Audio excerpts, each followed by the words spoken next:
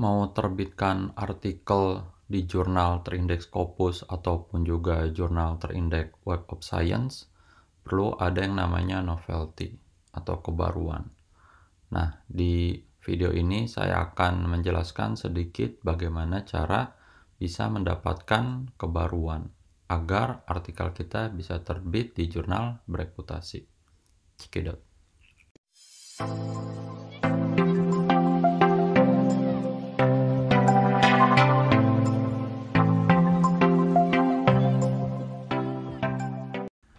Nah, ini saya sudah buka Excel yang saya gunakan untuk mencari research gap untuk bisa mendapatkan novelty. Caranya adalah kita pilih beberapa artikel.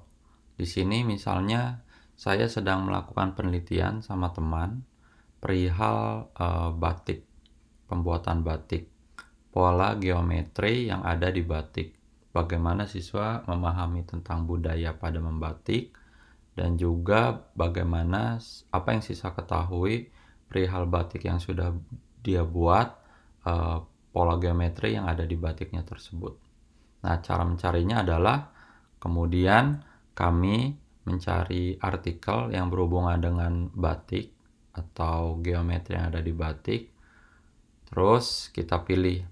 Nah, di sini ada name, nama penulisnya tersebut, lalu ada kolom untuk nulis objektif atau tujuan dari artikel, terus ada participant atau site. Kenapa saya pilih participant atau site? Karena penelitian ini menggunakan metode etnografi.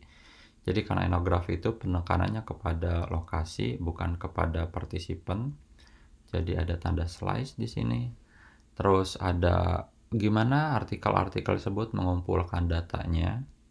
Kemudian kita cari juga hasil dari tiap artikel tersebut. Terus citation itu maksudnya yang menggunakan APS style. Kalau kita masukkan kepada referensi, itu APS style-nya atau Harvard style-nya atau ML style-nya seperti apa. Tapi ini kita pilih APS style-nya aja. Terus strengths, kekuatan dari tiap artikel itu apa? Kelebihannya artikel ini apa, artikel B apa. Terus yang satu lagi adalah weakness, kelemahan dari tiap artikel itu apa. Nah, poin pentingnya adalah di strength sama weakness. Nah, kita cari kelemahan artikel itu apa. Satu, artikel A apa, kelemahan artikel B itu apa, sampai artikel terakhir.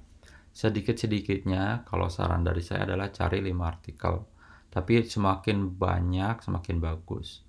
Kalau Bapak Ibu misal mau terbit di jurnal kayak yang terindeks Web of Science atau Scopus, itu referensinya harus banyak banget. Ya rata-rata misal minimal 50 referensi di daftar pustaka. Nggak bisa cuma 10 artikel lalu pengen terbit di Scopus. Mungkin bisa, tapi yang harus berbayar mahal banget.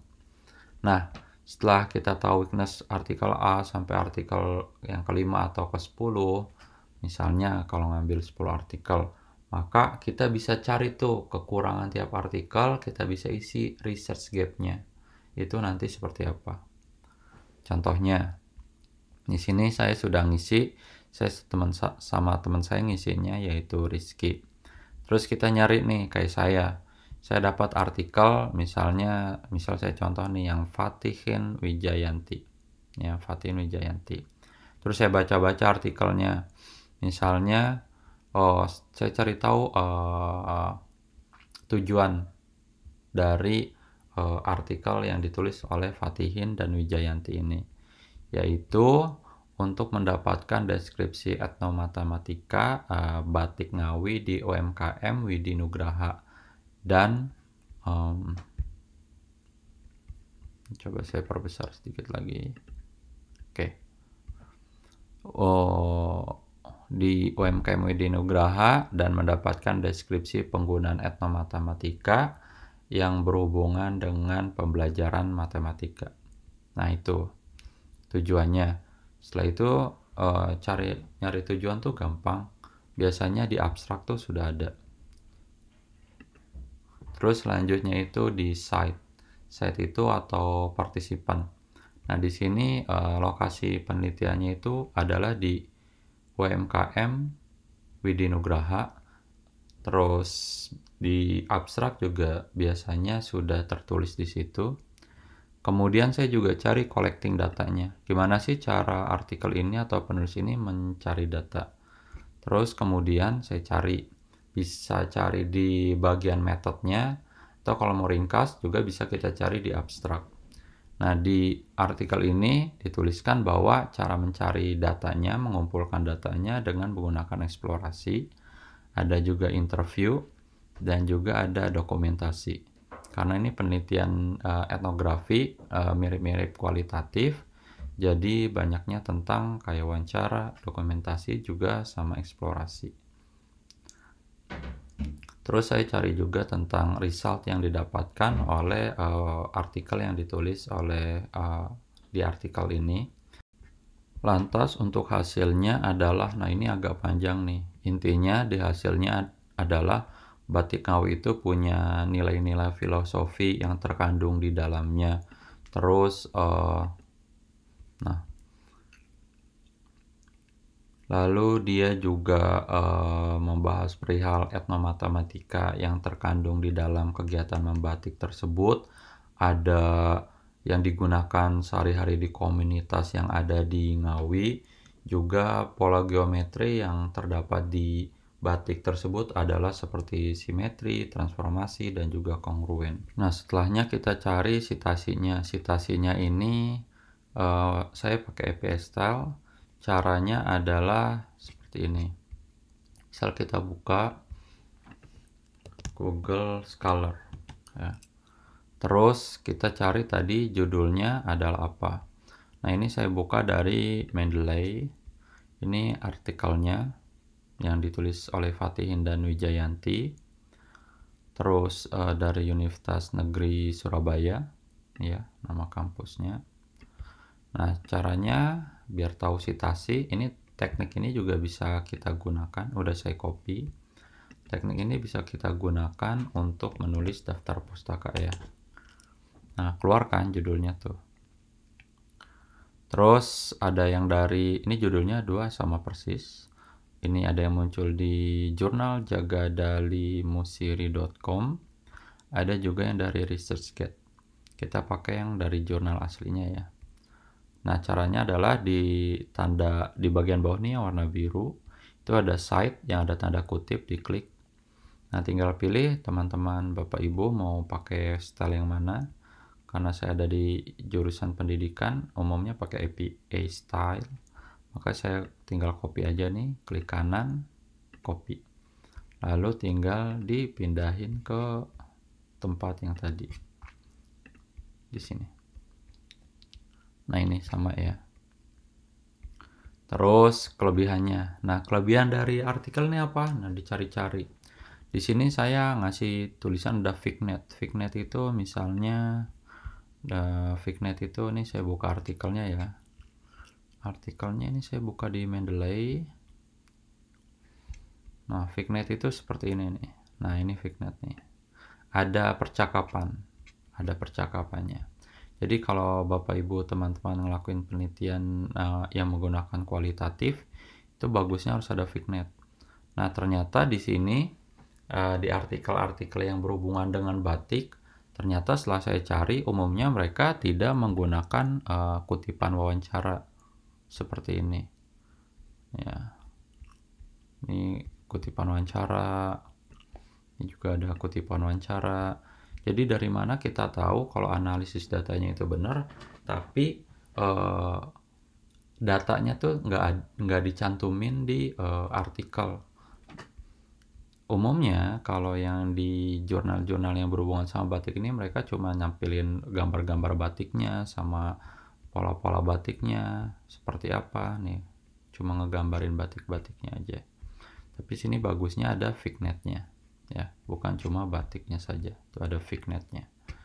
Nah, ini kelebihan dari artikel ini ada kutipan wawancara. Terus saya nyari apa lagi kelebihannya. Kelebihannya adalah di sini ada, saya sebutin, menyebutkan secara di sini ya tuh, menyebutkan secara spesifik tempat penelitiannya, yaitu UMKM Widi Nugraha. Kenapa di sini jadi kelebihan? Karena ternyata di jurnal-jurnal yang lain mereka tidak nyebutin secara spesifik site-nya. Padahal penelitian ini adalah penelitian etnografi. Teman-teman kalau mungkin belum pernah dengar etnografi itu apa, penelitian etnografi itu penelitian yang sebenarnya dipakai oleh orang-orang sosiologi zaman sebelumnya, tapi diadaptasi ke dalam berbagai bidang. Nah, penekanannya adalah lebih kepada budaya, bagaimana tempat tersebut. Nah, kalau etnografi maka harus pakai yang namanya menuliskan tempat. Ternyata di jurnal-jurnal yang lain walaupun nulisnya pakai etnografi matematika, tapi tempatnya itu nggak benar-benar ditulis secara spesifik. Nah, kelebihan dari artikel ini adalah di sini menggunakan menuliskan tempat secara spesifik, yaitu di UMKM Widhi Nugraha. Nah, UMKM Widhi Nugrahanya juga dibahas secara spesifik di artikel ini. Lantas, setelah tahu kelebihannya, nah setelah saya tahu kelebihannya, maka saya harus baiknya saya pakai, saya adaptasi atau saya implementasikan kelebihan artikel ini untuk saya gunakan di artikel yang mau saya buat. Maka di artikel saya harus pakai Fignet, harus ada kutipan wawancara di bagian hasil artikel tersebut, dan juga saya akan menyebutkan lokasi penelitian tersebut secara spesifik. Lantas cari juga kelemahan dari artikel ini. Kelemahan dari artikel ini adalah di sini saya nyebutin bahwa di sini penulis menyebutkan tentang field notes. Field notes itu catatan lapangan, tapi nggak ada sedikit pun penjelasan tentang catatan lapangan tersebut. Cuma ada interview sama gambar-gambar batik. Nah, ini kebiasaan yang kalau saya review artikel, ada artikel masuk ke jurnal yang saya kelola. Terus mereka nyebutin pakai yang namanya field notes atau catatan lapangan. Tapi data-data yang mereka olah, data-data yang mereka sajikan itu cuma hasil wawancaranya saja. Nah, kalau nyebutin field notes, apalagi penelitian ini berhubungan menggunakan metode etnografi, maka etnografi itu menurut saya penekanannya lebih kepada catatan lapangan,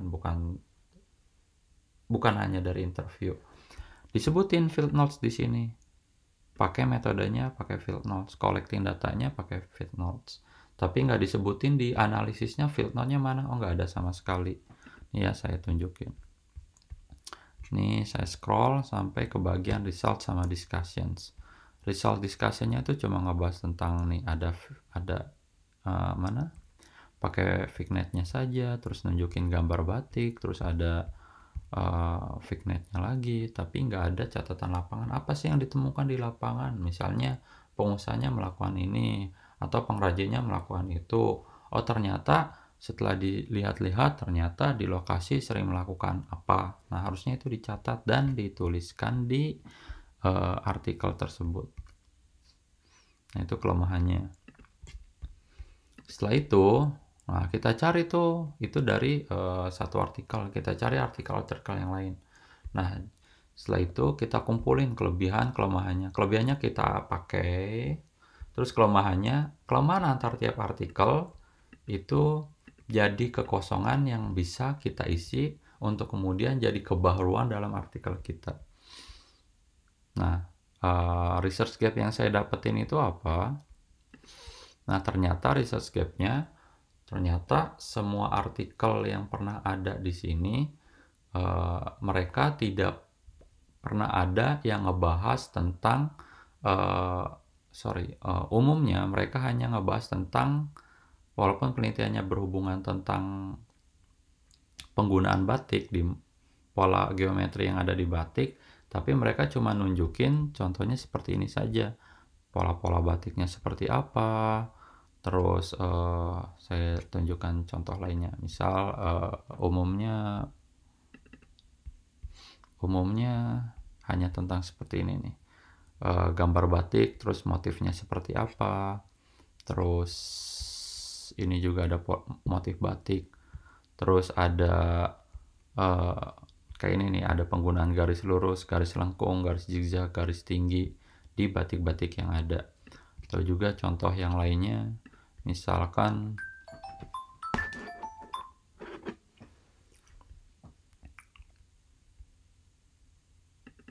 di sini.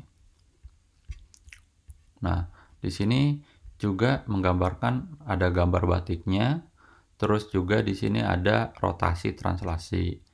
Terus di sini ada gambar batik, ini menunjukkan refleksi. Nah, ternyata di artikel-artikel yang saya baca itu tidak ada yang menjelaskan perihal bagaimana siswa melihat batik yang sudah mereka buat. Itu belum ada. Jadi itu salah satu kebaruan yang saya dapatkan dari analisis artikel-artikel yang berhubungan dengan pola geometri yang ada di batik.